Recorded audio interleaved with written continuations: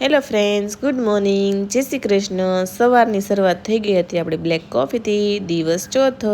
રાધીની સાથે બનાવવાની હતી આપણે બટેકાની ચિપ્સ, એટલે ગેસ ઉપર મૂકી દીધું તેલ. કોણ કોણ માર્જેમાં મોજનો મસાલો નાખીને ચિપ્સ બનાવે છે મને કોમેન્ટ કરજો.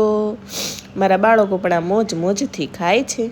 ત્યાં ગેસ રોતો હતો. મેં કીધું કેમ રો છો? તો કે હું ક્યારનું કામ કરું છું, મને ગરમી થાય છે. મેં કીધું હાલ ભાઈ તને નવડાવી દો.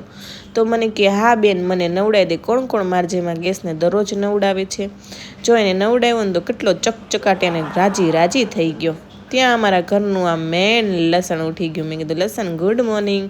તો કે ગાંટી ગુડ મોર્નિંગ રહેવા દે, મને ચા દૂધ આપી દે. પછી પૂર્વાંગ પણ ઉઠી ગયો હતો એટલે એને પણ આપી દીધું ચા દૂધ, અને એ એનો ચા દૂધ એન્જોય કરતો હતો. અને સ્ટાર ઓફ ધ વીકનો બેચ મળ્યો હતો. કઈ એંગલથી આ છોકરી એને શાંત લાગી છે.